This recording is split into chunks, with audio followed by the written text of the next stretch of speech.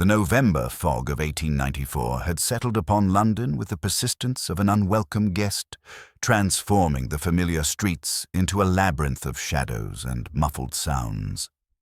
From the window of our sitting room at 221B Baker Street, the gas lamps below appeared as mere smudges of amber light, their illumination swallowed by the thick, yellow-grey blanket that had descended upon the metropolis with the coming of evening.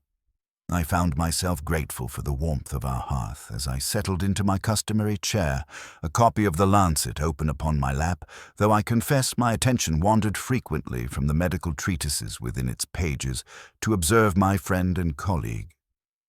Sherlock Holmes had been in one of his restless moods for the better part of 3 days, a condition I had learned to regard with both fascination and concern.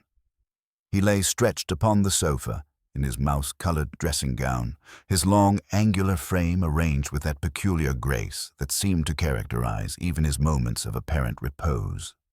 Yet repose it was not, for his keen gray eyes remained fixed upon the ceiling with an intensity that suggested he was reading some invisible text written in the plaster above. His fingertips were pressed together in that familiar cathedral of concentration, and I could practically hear the machinery of his extraordinary mind, working through some problem that had captured his interest. "You are troubled by the lack of stimulating cases," I observed, setting aside my journal. "The criminal classes of London seem to have developed an unfortunate tendency toward the mundane of late." Holmes turned his head slightly, favoring me with that thin smile that indicated I had correctly interpreted his mood. "Indeed, Watson, the past fortnight has brought us nothing more intellectually nourishing than a series of missing persons who are merely visiting relatives and a suspected poisoning that proved to be nothing more than a surfeit of Mrs. Pemberton's kidney pie. I begin to fear that the criminal imagination of our fair city has entered a period of unprecedented decline." "Perhaps," I suggested, "we might view this interlude as an opportunity for rest. Your constitution, Holmes, would benefit from—" My prescription was interrupted by the sharp, decisive ring of our bell below. Holmes sat up immediately, his entire demeanor transforming in an instant from languid contemplation to alert attention. "9:30, he murmured, consulting the clock upon the mantel. An unusual hour for casual visitors. That ring possessed both urgency and refinement, a person of breeding, yet one driven by circumstances to seek consultation at an unconventional time. We heard Mrs. Hudson's measured tread upon the stairs below, followed by the sound of our door opening to admit a figure who brought with her an almost palpable aura of anxiety and distress. Our visitor was a young woman of perhaps 28 years, dressed in mourning attire, of the finest quality, though I noted that the fabric, while expensive, showed signs of having been worn with frequency over several months. Her dark hair was arranged with meticulous care beneath a small black hat, and her gloved hands clutched a leather reticule with such intensity that her knuckles showed white through the kid. What struck me most forcefully, however, were her eyes, large, dark, and filled with an expression of barely controlled fear that spoke of sleepless nights and mounting desperation. She possessed the bearing of a lady of good family, yet there was something in her manner that suggested recent and profound upheaval in her circumstances. "Mr. Holmes?" she inquired, her voice carrying the cultured accents of the educated classes, though it trembled slightly with suppressed emotion. "I am Sherlock Holmes," my friend replied, rising with that fluid grace that marked his movements. "And this is my colleague, Dr. Watson. Pray, take the chair by the fire, madam. You have traveled some distance in this abominable weather, and I perceive you are chilled through." "You are very kind," she murmured, accepting the seat I offered her. "My name is Miss Constance Fairfax, and I have come to you because I fear I am either losing my reason or have become the victim of a conspiracy so subtle that I cannot prove its existence." Holmes resumed his position upon the hearth rug, his hands clasped behind his back, his eyes fixed upon our visitor with that peculiar intensity that indicated his complete attention. "Conspiracies, Miss Fairfax, are rarely as subtle as their perpetrators believe them to be. The criminal mind, in my experience, tends toward the grandiose rather than the genuinely clever. But pray, tell us what has brought you to our door on so disagreeable an evening." Miss Fairfax opened her reticule and withdrew from it a small object wrapped in brown paper and tied with black ribbon. She held it before her as though it were something both precious and dangerous. "3 days ago," she began, "this package was delivered to my home in Belgravia. It is addressed to my late father, Colonel Reginald Fairfax, who died of apoplexy 6 months past. The delivery was made by a uniformed messenger who departed immediately upon receiving my signature. When I inquired at the messenger service the following day, they had no record of who had engaged their services, only that payment had been made in advance and in cash." Holmes leaned forward slightly, his interest clearly piqued. "A posthumous delivery is certainly unusual. Have you examined the postmark?" "Indeed I have, Mr. Holmes. The package was posted only 4 days ago from the West Central District. It cannot, therefore, be a delayed communication from before my father's death." "And you have not opened it?" Miss Fairfax's composure, which had been steadily strengthening as she related her story, suddenly wavered. "Mr. Holmes, I dare not. For you see, there is something most peculiar about this package, something that defies all rational explanation." She held the wrapped object toward us, and as she did so, I became aware of a faint but distinct sound emanating from within, a soft, rhythmic ticking, like that of a small clock or mechanical device. Holmes's eyes sharpened immediately. He gestured for Miss Fairfax to place the package upon the small table between us, which she did with evident reluctance. "How long has it been making this sound?" he inquired, producing his magnifying glass. "Since the moment it arrived. At first I thought it might be a clock or watch that my father had ordered before his death, but the rhythm is wrong somehow, too rapid, too irregular. And there is something else, Mr. Holmes, something that has prevented me from unwrapping it." Holmes was now examining the package minutely, his glass moving over every inch of the brown paper wrapping. "Describe this something else, Miss Fairfax." "Whenever I attempt to touch the package directly, or to untie the ribbon, I'm overcome by the most extraordinary sensation. It begins as a feeling of intense cold, followed by a numbness in my fingers and a sense of profound unease that grows stronger the closer I bring my hands to the wrapping. On 2 occasions, I have persevered despite these sensations, only to be overcome by such severe nausea and dizziness that I was forced to abandon the attempt." I exchanged a glance with Holmes, who had paused in his examination to regard our client with renewed interest. "Most intriguing," he murmured. "And you say this occurs consistently?" "Without fail. I've even asked my housekeeper, Mrs. Morrison, to attempt it, and she experienced precisely the same symptoms. It is as though the package itself were somehow protected." Holmes set down his magnifying glass and steepled his fingers beneath his chin. "Miss Fairfax, before your father's death, did he ever mention anything unusual in his correspondence? Any references to gifts or packages he might be expecting?" "Nothing of the sort. My father was a methodical man, Mr. Holmes. He kept meticulous records of his affairs, and I have been through all his papers in settling his estate. There is no mention of any expected delivery, nor any correspondence that might explain this package's origin." "And his final days? Was there anything unusual in his behavior or conversation?" Miss Fairfax hesitated, her hands twisting in her lap. "There was one thing, though I hesitate to mention it, as it may have been merely the wandering of a mind under the influence of his final illness. On the morning of his death, he seemed unusually agitated. He spoke several times of something he called the reckoning, and he asked me repeatedly whether any packages had arrived for him. When I assured him that none had, he seemed both relieved and disappointed, if that makes sense." Holmes rose abruptly and began to pace before the fireplace, his hands clasped behind his back. "Miss Fairfax, I should like to examine this package more thoroughly, but not here. Would it be possible for Watson and myself to accompany you to your home this evening? I should be most grateful for your assistance, Mr. Holmes. My carriage is waiting below. As I gathered my medical bag and Holmes donned his coat and deerstalker, I felt that familiar thrill of anticipation that marked the beginning of a new case. Here was a mystery that combined the apparently impossible with the genuinely sinister, and I knew that my friend would not rest until he had penetrated to its heart.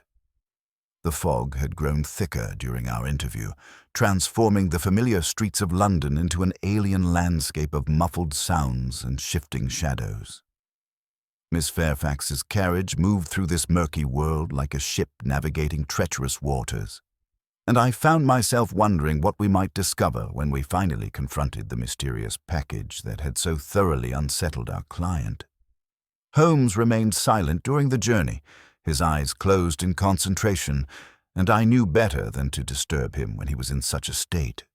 Whatever secrets lay wrapped in brown paper and black ribbon, I was certain that the evening would bring revelations that would test even my friend's remarkable powers of deduction.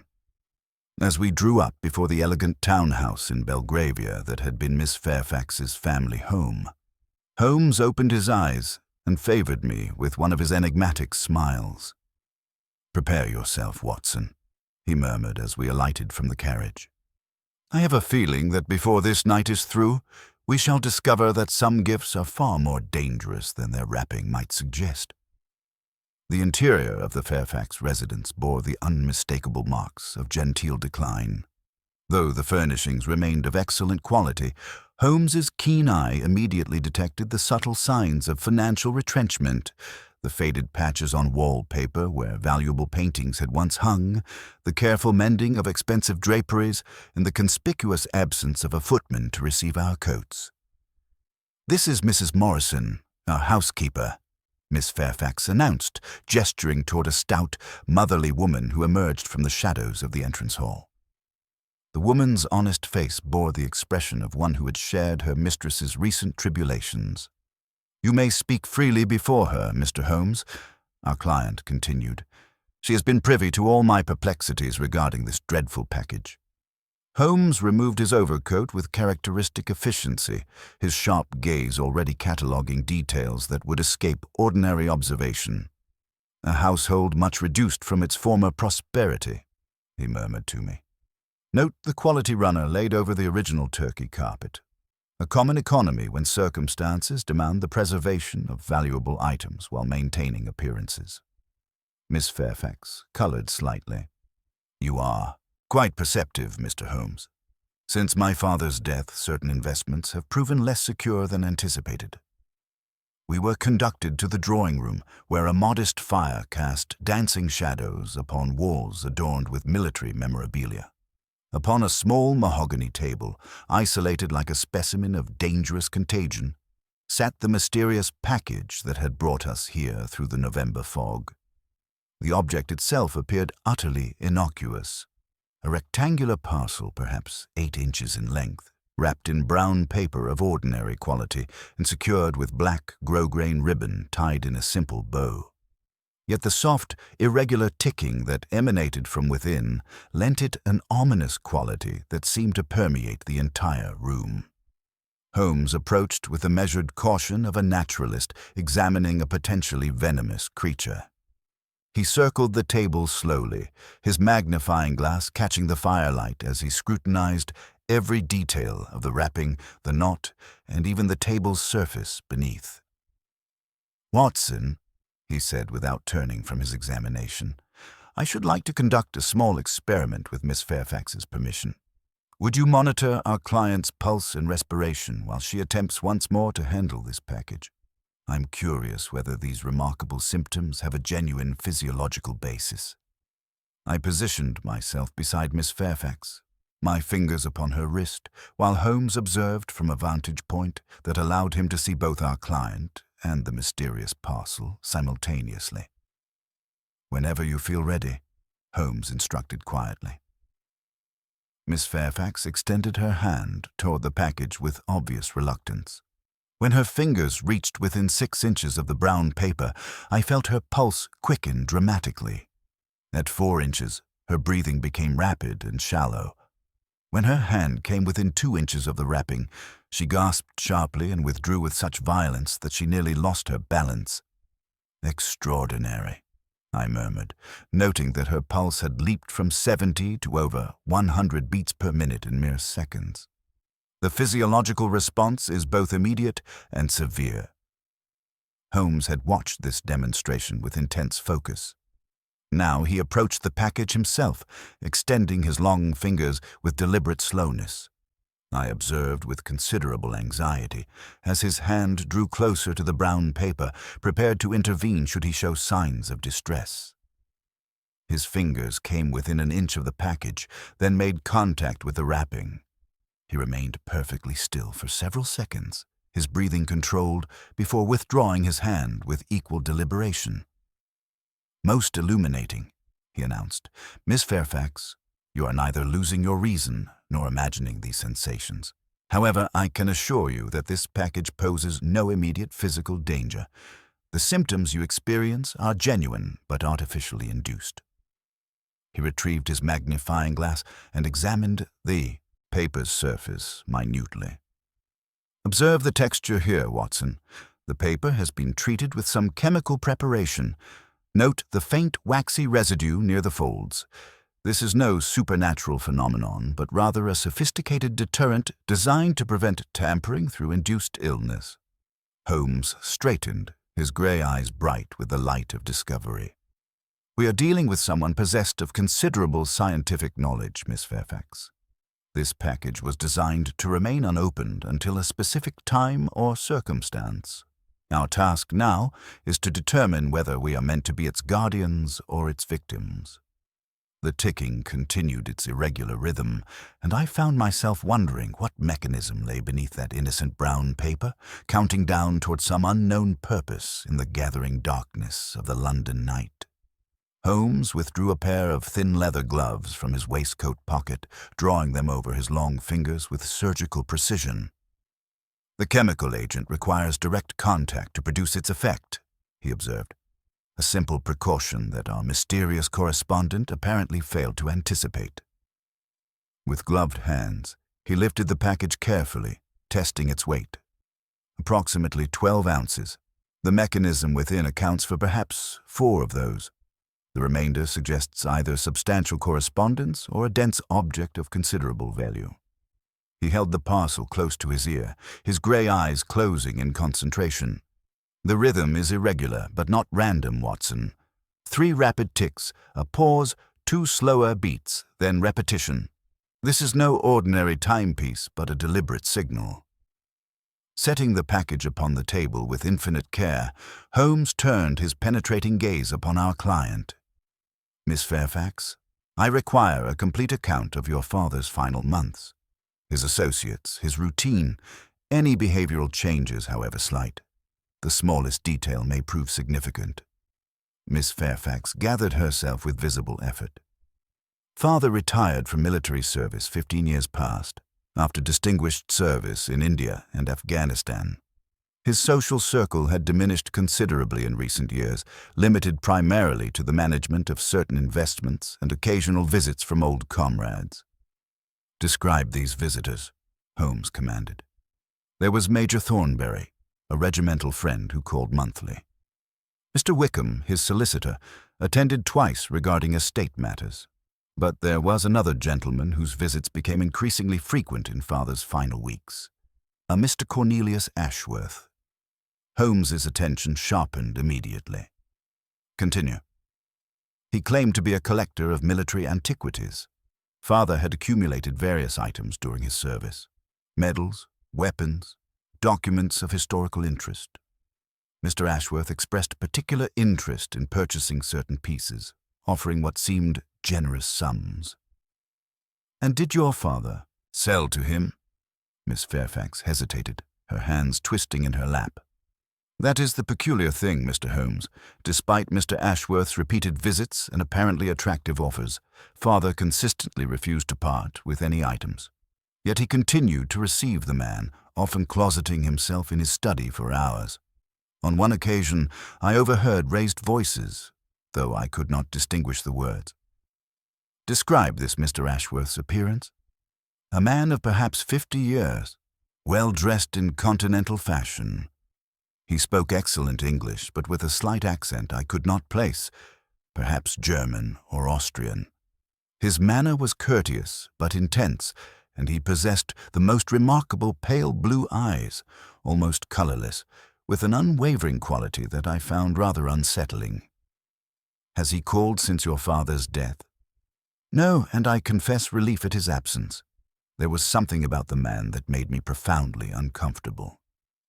Holmes began pacing before the fireplace, his fingers steepled beneath his chin. "Miss Fairfax, I must examine your father's study immediately. Furthermore, I require access to any correspondence he preserved, particularly letters received during his final 6 months." "Of course. The study remains much as he left it. I have been unable to disturb his things." We followed her through the silent house to a room at the rear, dominated by a substantial mahogany desk and lined with military memorabilia. Holmes moved through the space like a bloodhound on scent, his keen eyes cataloguing every detail. He paused before a glass cabinet containing ornate daggers and ceremonial weapons, his magnifying glass revealing dust patterns upon the shelves. "Something has been removed recently, Watson. An object approximately 10 inches in length. Miss Fairfax, was anything taken from this collection after your father's death?" Our client approached the cabinet, her face growing pale. "Nothing should have been disturbed. But you are correct. There is a gap where father kept his most prized possession, a jeweled dagger he claimed once belonged to a Maharaja." Holmes's expression grew grim as the ticking from the drawing room suddenly ceased, leaving an ominous silence that seemed to echo through the house. "Then we must consider," he said quietly, "that this package contains not a gift, but a return." The sudden cessation of the ticking created a silence more ominous than the sound itself had been. Holmes stood perfectly still, his head cocked slightly as though listening for some continuation of the mechanical rhythm that had so abruptly terminated. "How long precisely has it been operating?" he demanded. 3 days exactly," Miss Fairfax replied, consulting a small notebook. "Since Tuesday afternoon at 2:30. Holmes withdrew his pocket watch with swift efficiency. 72 hours and 18 minutes. The mechanism has completed its predetermined function." His grey eyes sharpened with sudden intensity. "Miss Fairfax, we must examine your father's private papers immediately. This cessation is no accident. It signals that time has run out for something." We returned to the Colonel's study, where Holmes moved with renewed urgency toward the desk. The locked drawer yielded to Miss Fairfax's key, revealing a bundle of correspondence tied with red tape and a leather-bound journal, its pages filled with her father's precise military script. "German postmarks," I observed, examining the letters. "Vienna, Berlin, all within the past year." Holmes had opened the journal to its final entries, his finger tracing the lines as he read aloud. "March 15th, second meeting with CA regarding the Ghazipur matter. His offers grow more pressing. Cannot risk exposure of the documents. April 20th, Ashworth has discovered the dagger's significance. He knows the complete set exists. Must take precautions." "The dagger again," Miss Fairfax whispered. "What could be so important about it?" "Your father was guarding something far more valuable than mere military memorabilia," Holmes replied grimly. "These entries suggest blackmail, coercion, and considerable danger." He turned the page. "Listen to this final entry, dated the morning of his death. The reckoning approaches. If I do not survive, the truth lies where the serpent devours its tail. May God forgive us all." Holmes closed the journal decisively. "We must examine that package immediately. Whatever your father concealed, the timing of its arrival suggests his death was not the natural occurrence it appeared." Returning to the drawing room, Holmes approached the silent parcel with his leather gloves drawn tight. Using a thin blade, he severed the black ribbon and carefully peeled away the brown wrapping, revealing beneath a polished rosewood box inlaid with mother-of-pearl. Upon its lid, worked in silver wire, was an elaborate Ouroboros, the ancient symbol of a serpent consuming its own tail. Father's signet ring bore that same device, Miss Fairfax breathed. He claimed it was his regimental emblem. The box opened to reveal a sophisticated clockwork mechanism of German manufacture, now silent, nestled beside a bundle of yellowed documents and what appeared to be an ornate ivory handle carved in the shape of an elephant's head. Holmes lifted the ivory piece with his tweezers. "The missing element from your father's dagger, Miss Fairfax. Note the discoloration where it was separated from the blade." He examined the documents briefly, his expression growing grave. "These appear to be transcripts of some kind. Negotiations dating to the Afghan campaigns." "Then Ashworth has the blade itself," I concluded. "Indeed. But why return the handle? Why the elaborate timing mechanism?" Holmes's eyes narrowed as he studied the clockwork. "Device. This was not merely a package, Watson. It was a message. Someone wanted these items delivered at precisely this moment to coincide with—" He broke off abruptly, moving to the window that overlooked the mews. The glass bore fresh smudges at shoulder height, and upon the sill lay scattered ash from strong tobacco. "We are being watched," he announced quietly. "A man of substantial build, a smoker of Balkan tobacco. He has been observing this house for at least 2 days. Miss Fairfax gasped. I knew I was not imagining those shadows. Holmes consulted his watch again. The surveillance began with the package's arrival. Now that the mechanism has completed its function, our watcher may feel compelled to act. He turned from the window, his face set in lines of determination. "Miss Fairfax, you and Mrs. Morrison must retire immediately to the upper floor. Watson, check your revolver. I have a distinct feeling that Colonel Fairfax's reckoning is about to become our own." As if summoned by his words, the sharp peal of the front door bell echoed through the house, its urgent tone cutting through the midnight silence like a blade. The bell's insistent pealing cut through the midnight silence like a blade through silk. Holmes raised his hand for absolute quiet, his grey eyes sharp with calculation as he moved to extinguish the gas lamp nearest the window. "Watson, take position behind the curtain where you can observe without being seen," he whispered. "Miss Fairfax, you and Mrs. Morrison must retire upstairs immediately. Whatever transpires, do not emerge until I give the all clear." Our client gathered her skirts and departed with admirable composure, though I noted the tremor in her hands as she grasped the banister. The house fell into expectant silence save for the dying embers crackling in the grate. Holmes positioned himself beside the drawing-room door, his lean frame tense with anticipation. "The timing is no coincidence, Watson. The mechanism's cessation was a signal. But to whom, and for what purpose?" The bell rang again, followed by authoritative knocking that echoed through the entrance hall. Holmes moved to the front door with cat-like stealth, his hand resting on the bolt. "Who calls at this ungodly hour?" he demanded through the heavy oak. "Police business," came the muffled reply. "Inspector Bradshaw, Scotland Yard. We've received reports of suspicious activity at this address." Holmes's eyebrows rose fractionally. He threw me a meaningful glance before drawing back the bolt. Upon the threshold stood not the familiar figure of Lestrade, but a burly man in police uniform whose weathered face bore the unmistakable marks of military service. "Inspector Bradshaw?" Holmes inquired with deceptive mildness.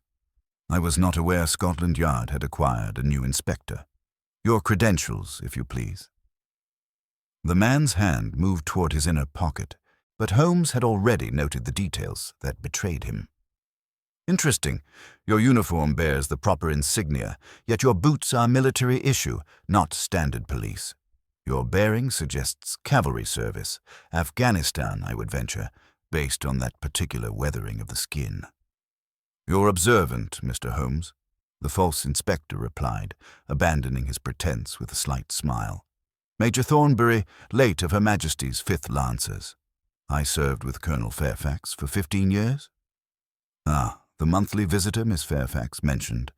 How convenient that you should arrive precisely when the package's mechanism completed its function. Holmes stepped aside to admit him. Come in, Major. I believe you have a story to tell. In the drawing-room, Thornbury's eyes immediately fixed upon the opened rosewood box and its contents. His weathered face grew pale as he beheld the ivory dagger handle and the yellowed documents. "Dear God," he whispered. "Reginald actually did it. Even in death, he honored the pact."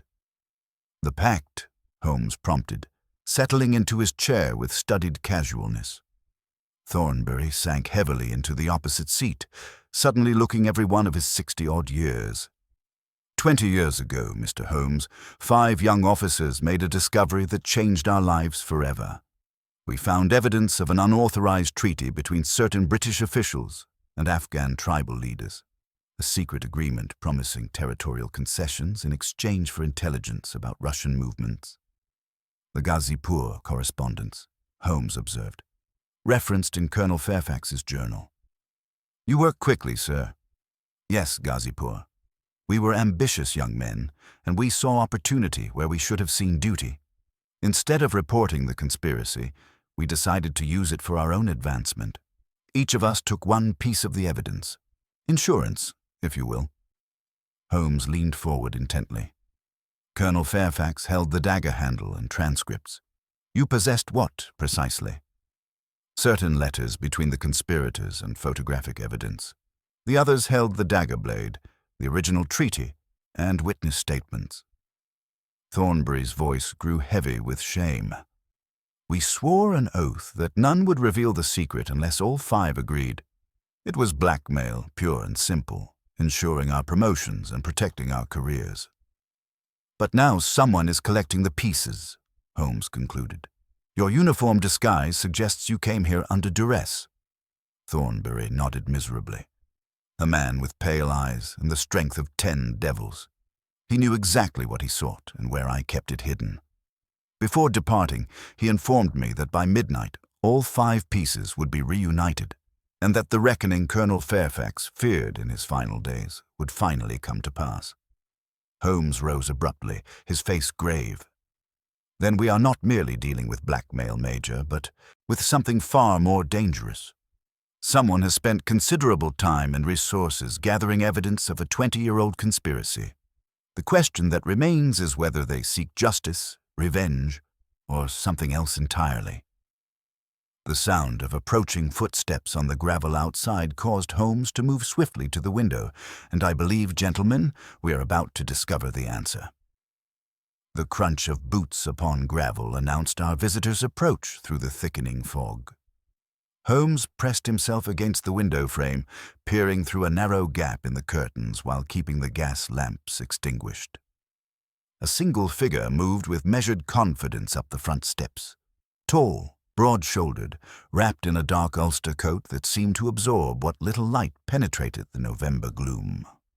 "Ashworth," Holmes murmured, his grey eyes sharp with calculation, "and he comes alone, either supremely confident or desperately pressed for time." He turned from the window with swift decision. "Major Thornbury, you must depart immediately through the kitchen to the mews. This confrontation is not yours to face." The Major needed no further encouragement, departing with surprising alacrity for a man of his years. Holmes moved to the rosewood box, his long fingers working with surgical precision as he lifted the ivory dagger handle and secreted it within his waistcoat pocket. In its place, he positioned a heavy brass paperweight from the colonel's desk, arranging the documents to obscure the substitution. "A simple deception, Watson," he whispered, "but one that may prove invaluable. Let us see if our adversary's observational skills match his reputation for persistence." The front doorbell rang once. Not the urgent clamor of earlier, but a single authoritative announcement of presence. Holmes positioned himself beside the fireplace, while I took cover behind the substantial bookcase, my service revolver ready but concealed. Mrs. Morrison's hesitant footsteps echoed in the hallway, followed by the creak of the front door opening. "Good evening, sir," came her tremulous voice. "I'm afraid Miss Fairfax has retired for the evening." "Then perhaps," replied a cultured voice with the faintest continental inflection, "I might speak with Mr. Sherlock Holmes instead. I believe he's expecting me." Holmes stepped into the lamplight with theatrical precision, striking a match to illuminate the room. "Mr. Cornelius Ashworth, I presume. Your reputation precedes you, though under several different names across various European capitals." Our visitor entered with unhurried confidence, and I understood immediately why Miss Fairfax had found him so unsettling. Ashworth was a man of perhaps 50 years, his iron-grey hair swept back from a high, intellectual forehead. His clothing was immaculate, expensive but understated, with the subtle touches that marked continental tailoring. Yet it was his eyes that dominated his countenance. Pale blue, almost colorless, with an unwavering intensity that seemed to look through rather than at those upon whom his gaze fell. "Mr. Holmes," he said, inclining his head fractionally, "your presence here confirms my assessment of Miss Fairfax's intelligence. She chose her counsel wisely." His gaze swept the room with clinical precision before settling upon the rosewood box. "I see the Colonel's final gambit has played out as intended. Your handiwork, the chemical deterrent upon the wrapping?" Holmes inquired with deceptive casualness. "A necessary precaution. I could not risk premature interference with the timing mechanism. The preparation becomes inert precisely 72 hours after application. An elegant solution that ensured the package would remain unopened until the appointed moment." Holmes moved closer to the table, his posture relaxed yet ready. "You speak of appointments and timing as though this were some elaborate theatrical performance. Yet your methods suggest something far more serious than mere drama." Ashworth's thin smile held no warmth. 20 years of preparation, Mr. Holmes, deserve a proper denouement. The Gazipur conspiracy has remained hidden long enough. The time has come for a reckoning." "The 5 officers who discovered the unauthorized treaty," Holmes observed. "You have been collecting their individual pieces of evidence systematically." 4 pieces now in my possession," Ashworth confirmed, his pale eyes gleaming. "Colonel Fairfax proved more honorable in death than in life. His package arrived precisely as his conscience dictated. Major Thornbury's contribution was obtained this evening through less voluntary means. The others," he shrugged elegantly. "Persuasion takes many forms." Holmes's expression sharpened. "And the 5th conspirator?" "Proves more intransigent than his deceased colleagues. But no matter. 4/5 of the evidence will suffice for my purposes. The dagger handle, in particular, contains the final coordinates needed to locate the original treaty documents." He stepped toward the rosewood box with predatory grace, his hand extended. Holmes made no move to intervene, watching with intense concentration as Ashworth lifted the lid and reached within. The moment his fingers closed upon the brass paperweight, his expression transformed from triumph to cold fury. "Where is it?" he snarled, his cultured mask slipping to reveal something far more dangerous beneath. Ashworth's fingers tightened around the brass paperweight with such force that his knuckles showed white through his pale skin. The cultured mask he had worn throughout our interview began to crack, revealing something far more dangerous beneath the veneer of continental refinement. "A masterful substitution, Mr. Holmes," he said, his voice dropping to a menacing whisper. "Yet ultimately, futile. You cannot comprehend the forces you are attempting to obstruct, nor the price that has already been paid in blood." Holmes remained perfectly composed, his grey eyes studying our visitor with the detached interest of a naturalist observing a particularly venomous specimen. "On the contrary, Mr. Ashworth, though I suspect that is not your true name, I comprehend them quite well. You have spent considerable resources and 20 years of your life assembling evidence of the Gazipur conspiracy. Such dedication suggests motivations far deeper than mere political advantage." For a long moment, Ashworth remained silent, his colorless eyes fixed upon Holmes with calculating intensity.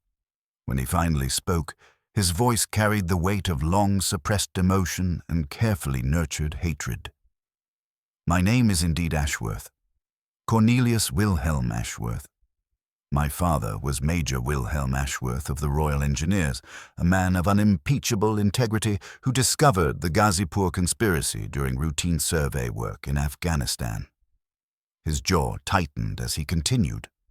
"Unlike your 5 young opportunists, he chose duty over profit and reported his findings through proper channels. 3 weeks later, he was found dead in a ravine, his death ruled accidental by a conveniently arranged board of inquiry." Holmes's expression remained neutral, though I detected a subtle shift in his posture. "You believe the conspirators arranged his murder to silence him?" "I know they did, Mr. Holmes. My father kept meticulous records, journals, correspondence, copies of everything he reported. After his death, my mother and I were forced into exile on the continent. Our family name systematically destroyed through carefully orchestrated rumors of his supposed incompetence and mental instability." The cultured accent began to slip, revealing traces of bitterness that 20 years had failed to diminish. "I was 12 years old when I watched my mother weep over the newspapers that called my father a madman and a fool." "A quest for justice," Holmes observed quietly. "Or revenge. Is there a meaningful distinction when dealing with murderers?" Ashworth's control reasserted itself, his voice returning to its previous cultured tone. "The original conspirators who ordered my father's death are long dead, but their subordinates, your 5 young officers who chose blackmail over honor, they profited from my father's murder. They built careers upon his grave, enjoyed promotions and honors purchased with his blood." Holmes began to pace slowly before the fireplace, his fingers steepled beneath his chin. Yet Colonel Fairfax's final actions suggest a man wrestling with his conscience. His journal entries indicate genuine remorse. "Remorse changes nothing." Ashworth's composure cracked momentarily. "The damage was done, the lives destroyed. My mother died in poverty in Vienna while those 5 men enjoyed the fruits of their treachery. Do you know what it is to spend 20 years assembling proof of your father's honor, piece by piece, while the world remembers him only as a cautionary tale?" "And the ivory dagger handle?" Holmes pressed. "What makes it so essential to your vindication?" "It contains more than decorative carving, Mr. Holmes. Microscopic coordinates are inscribed within the elephant's head, the location where my father hid his complete evidence before his death. The original treaty documents, witness statements, photographic proof of the conspiracy.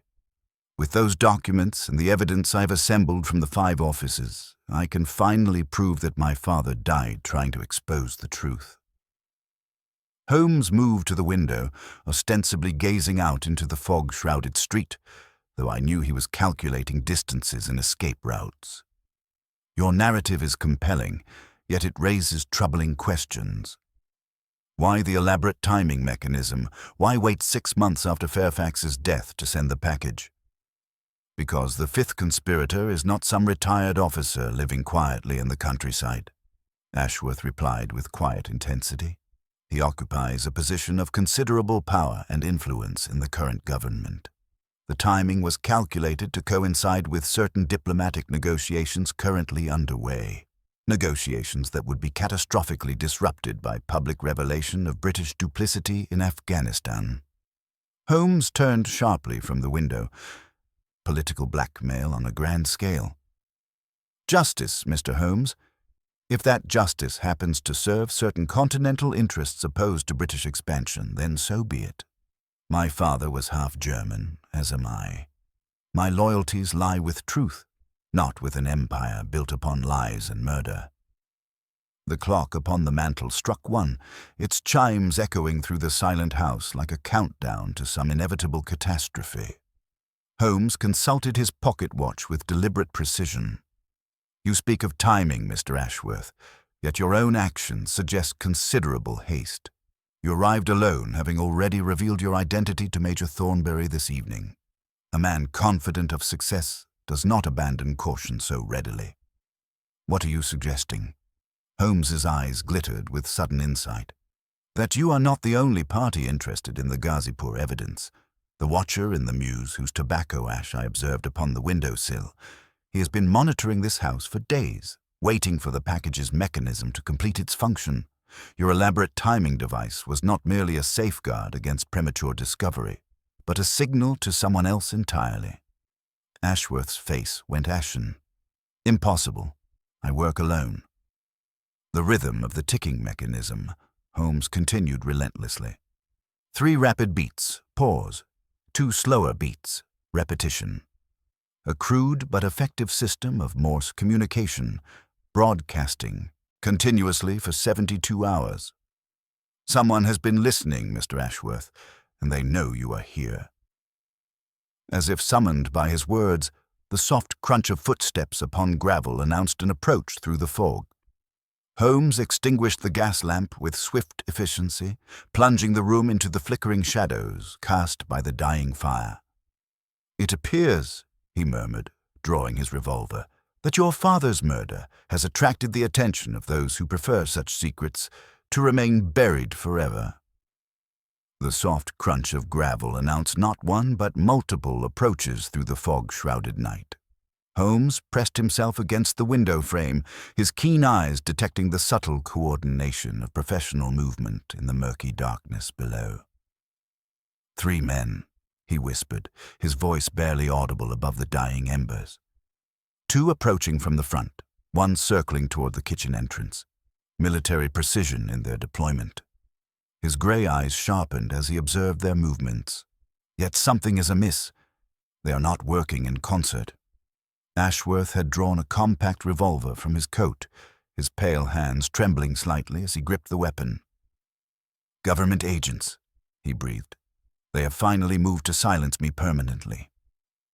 "Perhaps," Holmes replied, "though I suspect the situation is considerably more complex." He gestured toward the rear of the house, where a faint scratching sound indicated someone working at the kitchen lock. Professional burglars would not announce their presence so obviously, nor would government agents approach with such theatrical coordination. We are dealing with multiple parties, each unaware of the other's presence.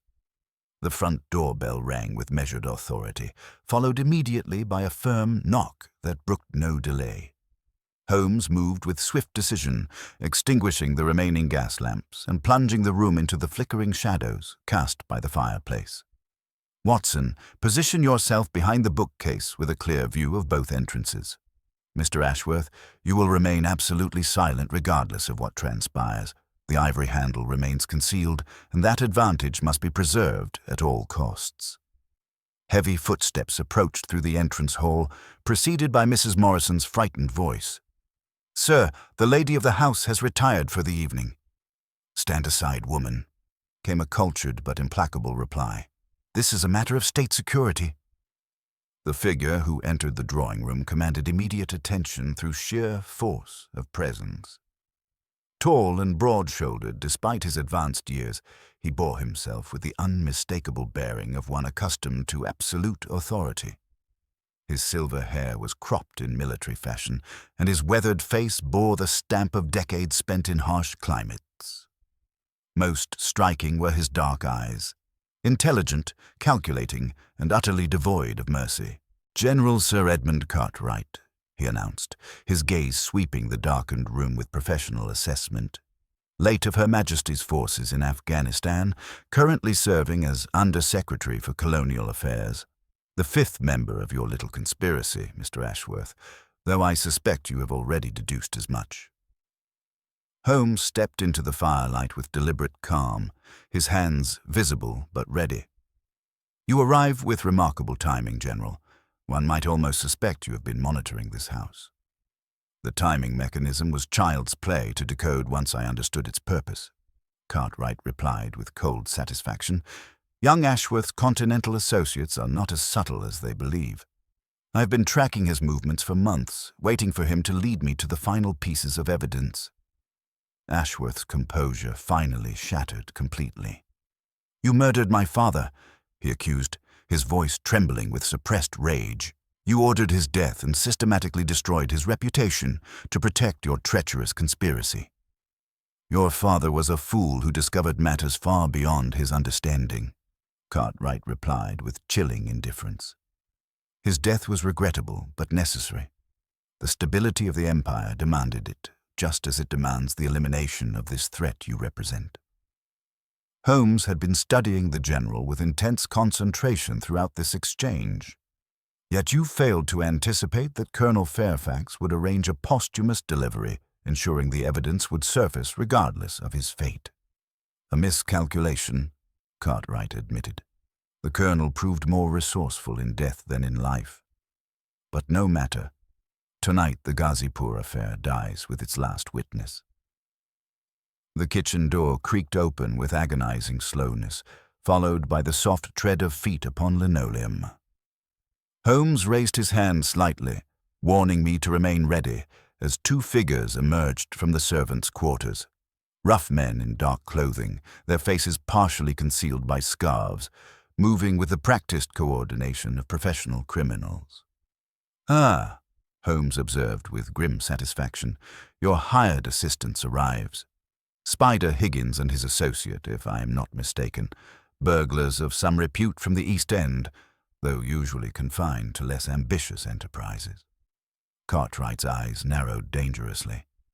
"You are remarkably well informed, Mr. Holmes. Too well informed for your own good. Information is my profession, General.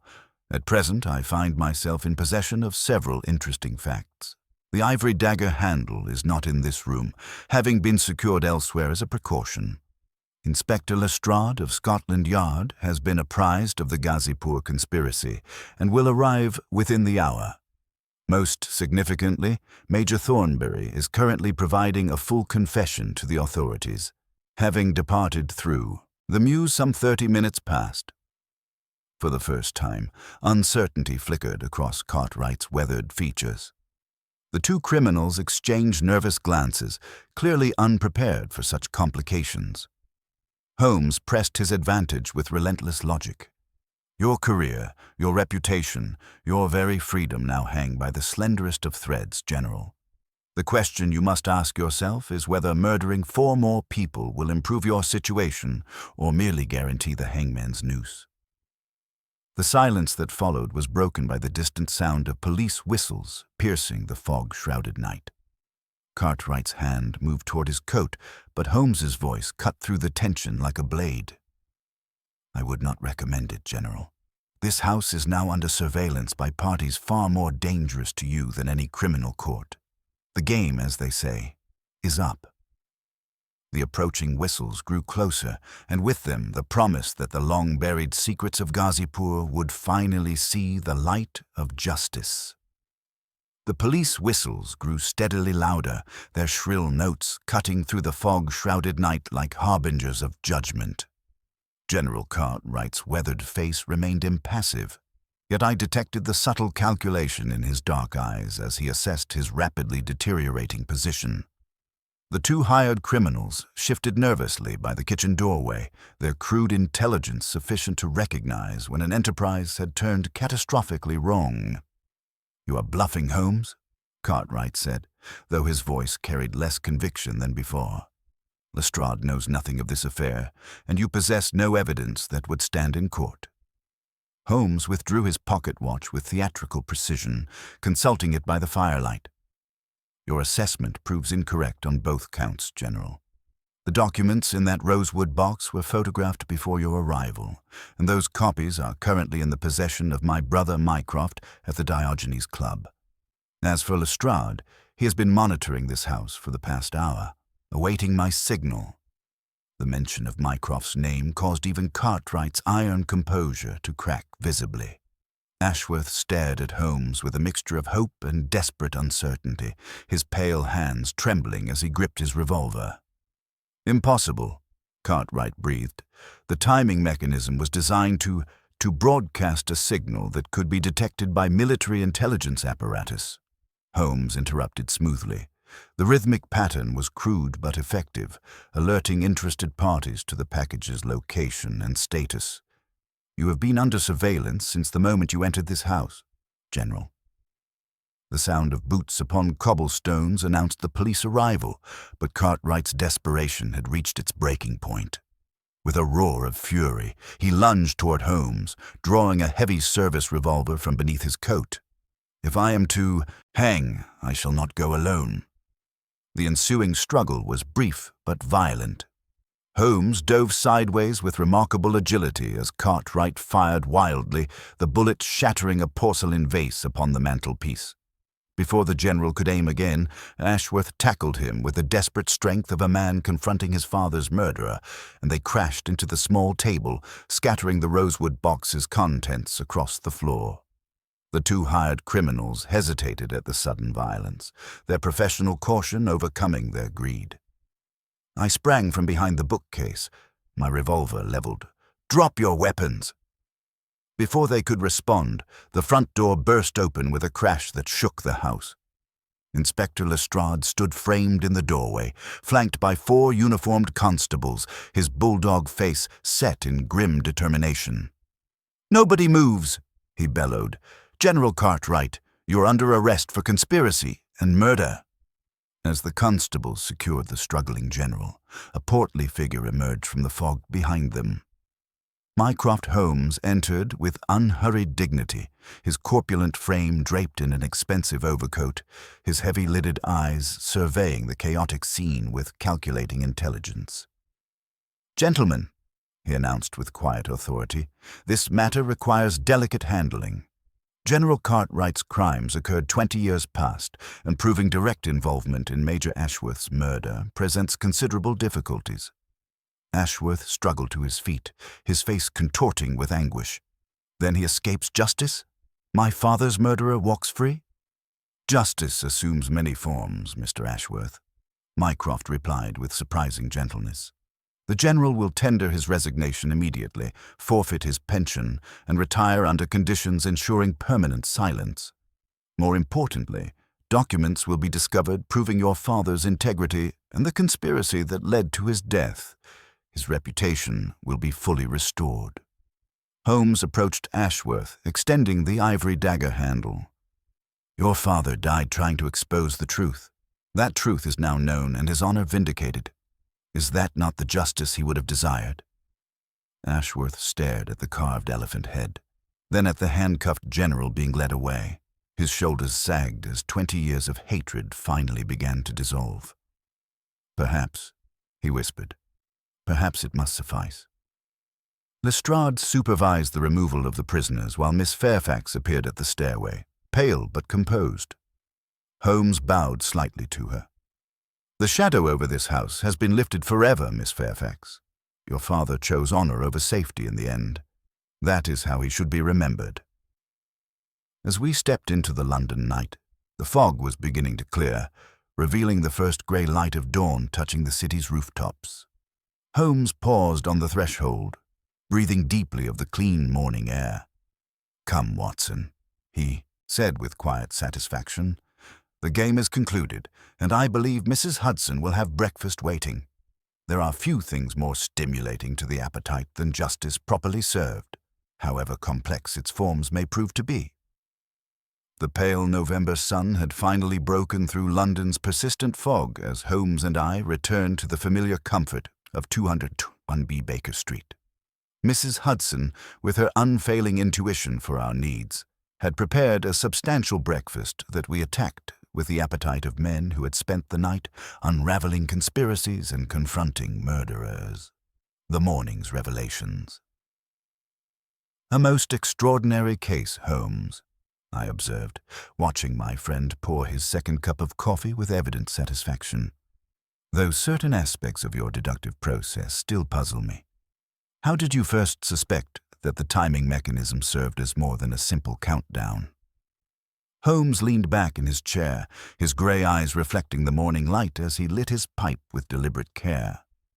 "The irregularity of the rhythm proved instructive, Watson. A genuine timepiece seeks consistency, yet this device produced a pattern. 3 rapid beats, pause, 2 slower beats, repetition. It was not measuring time, but communicating it, broadcasting a signal that could be detected by those who understood its significance." And Mycroft's timely arrival was no coincidence? Hardly. The cipher employed was a rudimentary form of military code used during the Afghan campaigns. When Miss Fairfax first described the sound, I suspected its purpose. My telegram to the Diogenes Club was merely confirmation of what Mycroft had already deduced. He had been monitoring the signal since it began, though he required our investigation to pinpoint its exact source. Holmes drew thoughtfully upon his pipe, the smoke curling toward the ceiling in lazy spirals. The case presented a fascinating study in human motivation, Watson. Each participant was driven by forces beyond mere criminality. Cartwright by fear of exposure, Ashworth by filial devotion twisted into vengeance, Colonel Fairfax by belated conscience. They were players in a tragedy set in motion 20 years ago by a single act of murder disguised as accident. Official resolutions and unofficial justice.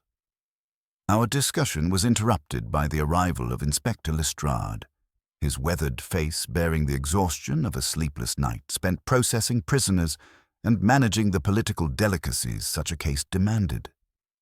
"A remarkable piece of work, Mr. Holmes," he acknowledged, accepting the chair I offered, though I confess myself under considerable pressure from certain quarters to minimize publicity surrounding this affair. General Cartwright's connections extend throughout the highest levels of government. Holmes's expression darkened with familiar cynicism. As I anticipated, Lestrade, the guilty will be punished through quiet disgrace, rather than public trial, and the truth will be carefully managed to avoid embarrassment to the Empire. Justice, it seems, must always genuflect before political expediency. "What of young Ashworth?" I inquired. "Released this morning," Lestrade confirmed. His methods were technically illegal, but his motivations were legitimate. Moreover, Mycroft Holmes has arranged for certain documents to be published, vindicating his father's reputation. The Times will carry the story next week, carefully edited to exclude the more sensitive diplomatic elements. After Lestrade departed, Holmes moved to the window, gazing down upon Baker Street with an expression of profound dissatisfaction. Thus ends another case where truth proves less important than its management. Major Wilhelm Ashworth died trying to expose corruption, and 20 years later, his son must content himself with partial vindication while his father's murderers escape the hangman through political manipulation. "But surely," I protested, "the restoration of Major Ashworth's honor represents a significant victory." "A posthumous apology from an empire that destroyed him," Holmes replied bitterly. Meanwhile, General Cartwright retires with a comfortable pension, having sacrificed only his ambitions for higher office. Justice, Watson, has been carefully calibrated to inconvenience no one of consequence. Personal resolutions. Our conversation was interrupted by Mrs. Hudson bearing a silver tray with a single letter upon it. Holmes examined the elegant script before breaking the seal. "From Miss Fairfax," he announced, reading quickly before passing the letter to me. "Dear Mr. Holmes, I cannot adequately express my gratitude for lifting the burden that has lain upon my family's honor. Mr. Ashworth called this morning to return the dagger handle, and we spoke at length about our fathers, two men caught in circumstances beyond their control. He has agreed that the dagger should remain united, as a symbol that some wounds of the past can be mended. The house in Belgravia is to be sold, and I shall take a cottage in Surrey, somewhere far from the sound of ominous ticking. I have donated Father's military collection to the Regimental Museum, save for a few items of purely sentimental value. Yours sincerely, Constance Fairfax Holmes." Set the letter aside with evident satisfaction. A sensible resolution. She chooses peace over the ghosts that haunted that house, while Ashworth has found closure, however incomplete. These are not insignificant victories, merely unsatisfying ones. Philosophical reflections. "You are troubled by the outcome, despite its successful resolution," I observed. Holmes returned to the fireplace, his restless energy already seeking new outlets. "I am troubled by the realization that some crimes are too politically inconvenient to be properly punished, Watson. We live in an age where justice bends to accommodate power where truth is negotiable, and where the innocent dead must settle for belated apologies while their murderers enjoy comfortable retirements. He began to pace before the hearth, his hands clasped behind his back. Yet consider the alternative. Had Ashworth succeeded in his original plan, the diplomatic ramifications would have been catastrophic. Sometimes we must accept that imperfect justice is preferable to none at all. Major Ashworth's name will be cleared, his son has closure, and General Cartwright's career lies in ruins. These compromises may be unsatisfying, but they serve a greater good. You speak as though balancing a set of chemical equations, I remarked. Holmes smiled thinly. Morality is rarely as exact, but the analogy holds merit. One must examine all reagents, detect hidden catalysts, and calculate the heat likely to be generated before setting a reaction in motion. Human affairs demand such careful calibration. Return to the game. Holmes moved to his violin case, already turning his mind toward new problems. The world should know, at least, that some truths refuse to remain buried, regardless of how deeply powerful men attempt to enter them. Now, Watson, I believe you have notes to organize regarding last night's events. As he raised the bow to the strings, the first haunting notes of a Bach partita filled the room. The familiar melody seemed to weave together all the threads of our recent adventure. Justice and compromise, truth and political necessity, the past's long shadow and the hope of redemption. I had just taken up my pen to begin recording this singular affair when Holmes suddenly lowered his bow, his head cocked in that attitude of intense listening I knew so well. "Watson," he said quietly, "I believe I hear a cab stopping below. Heavy footsteps on the stairs. Yes, a client in considerable distress, if I'm not mistaken." I smiled, setting down my pen as the familiar thrill of anticipation returned. The fog had lifted from London streets, revealing a crisp November morning full of new possibilities. Somewhere in that vast metropolis, another puzzle was waiting, another thread in the great tapestry of crime and mystery that only Sherlock Holmes could unravel. The peace of Baker Street was, as always, destined to be short-lived, and I would not have had it any other way. The game, as my remarkable friend so often observed, was eternally afoot. The pale November sun had finally broken through London's persistent fog as Holmes and I returned to the familiar comfort of 221B Baker Street. Mrs. Hudson, with her unfailing intuition for our needs, had prepared a substantial breakfast that we attacked with the appetite of men who had spent the night unraveling conspiracies and confronting murderers. Holmes appeared unusually contemplative as he sipped his coffee, his grey eyes reflecting the morning light streaming through our windows. The successful resolution of the Ghazipur affair had left him in one of those philosophical moods that occasionally surfaced after particularly complex cases. "A curious study in human nature, Watson," he observed, buttering a piece of toast with mechanical precision. Each participant driven by forces that transformed ordinary men into conspirators, murderers, and avengers. 20 years of buried guilt, festering like an untreated wound until circumstance finally forced it into the light. Yet justice was served, however imperfectly, I replied, consulting the morning edition of the Times. General Cartwright's career lies in ruins. Major Ashworth's reputation will be posthumously restored, and young Ashworth has found the closure he sought. Holmes's expression darkened slightly. Has he, though? I confess myself troubled by the intensity of hatred I observed in his eyes. 20 years of planning for vengeance does not dissolve overnight, regardless of official vindications or political compromises. Our conversation was interrupted by the sharp ring of our doorbell, followed by Mrs. Hudson's measured tread upon the stairs. Before she could announce our visitor, the door burst open to admit Inspector Lestrade, his bulldog face flushed with exertion and barely controlled alarm. "Mr. Holmes," he gasped, accepting the chair I hastily offered. "There's been a development in the Cartwright matter that requires your immediate attention." Holmes set down his cup with deliberate care, his entire demeanor transforming instantly from contemplative philosopher to alert investigator. "The General has proven more resourceful than anticipated?" "He's escaped, sir, sometime between 4 and 6 this morning, while being held under house arrest pending formal proceedings.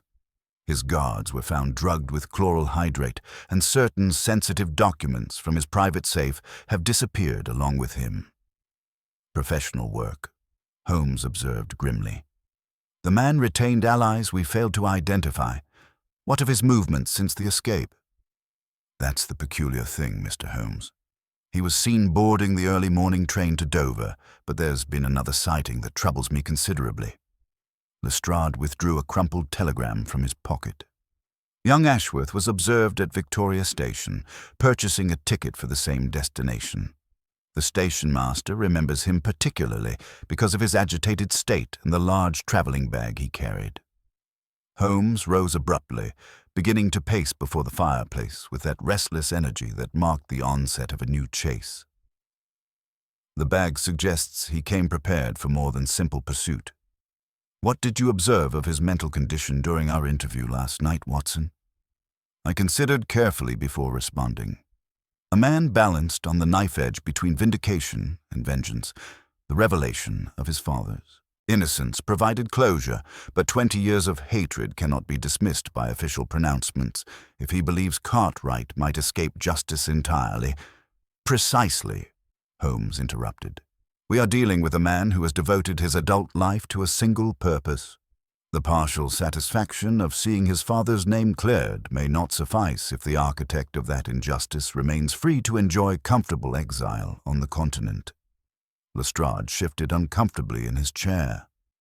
"There's more, sir.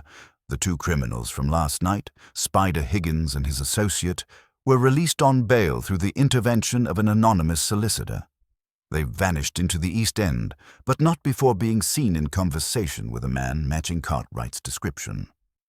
"Then we have not merely an escape, but a coordinated effort involving multiple parties," Holmes concluded. "Cartwright has called in old debts and activated dormant networks. This suggests preparation extending far beyond last night's improvised confrontation." He moved to the window, his keen eyes scanning Baker Street below. "The situation has transformed from a concluded case into an active pursuit, Watson. Somewhere between London and Dover, 3 men are converging toward a confrontation that will determine whether the Ghazipur affair truly ends with justice or descends into personal vengeance." Holmes turned from the window, his face set with grim determination. "We have perhaps 4 hours before the afternoon ferry departs for Calais. If we move swiftly, we may yet prevent both Cartwright's escape and Ashworth's descent into the very criminality his father died trying to expose." As I gathered my medical bag and Holmes donned his traveling coat, I reflected that our peaceful morning had proven as illusory as London's November fog. The game, it seemed, had entered its most dangerous phase, where the line between justice and vengeance would be drawn not in comfortable drawing rooms, but along the wind-swept cliffs of Dover, with the Channel's grey waters bearing witness to the final reckoning of the Ghazipur conspiracy. The grey November afternoon had settled over the Kent countryside as our train thundered toward Dover, carrying with it the weight of unfinished business and the promise of final reckoning. Holmes sat rigid with concentration, his grey eyes fixed upon the passing landscape, while his mind calculated distances, timing, and the deadly mathematics of pursuit. "Cartwright possesses every advantage save one," he murmured, consulting his pocket watch. "Military training, political connections, prepared escape routes, but he cannot depart without neutralizing the threat Ashworth represents. The ivory handle contains coordinates to evidence that could pursue him across any border." Lestrade shifted uncomfortably in his seat. "Then we're racing to prevent not just an escape, but a murder." "Or mutual destruction," Holmes replied grimly.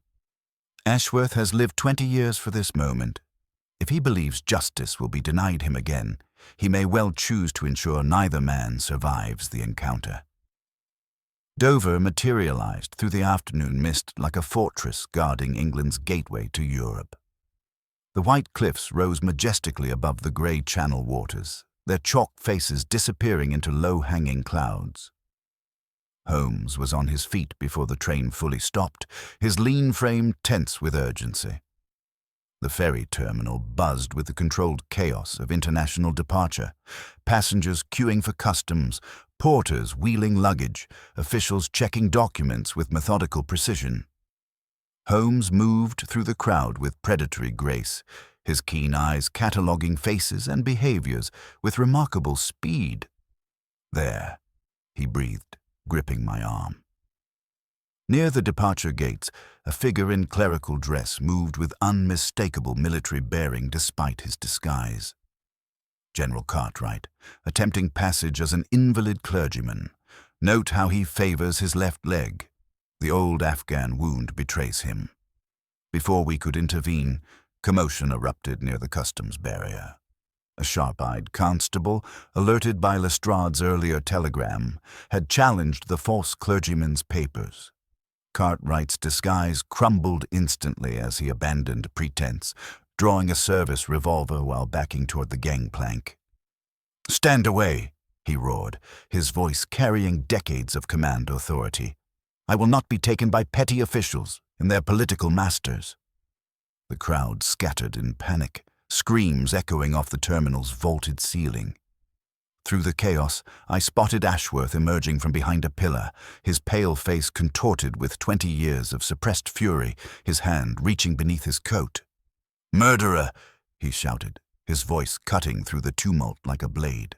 "You destroyed my father and ruined my family. There will be no comfortable exile." Holmes launched himself forward with startling agility, but both men were already drawing weapons. Cartwright fired first, his shot shattering a window above the customs desk. Ashworth's return fire went wide, striking a support beam as passengers dove for cover. In that moment of deadly chaos, Holmes demonstrated the lightning calculation that marked his genius.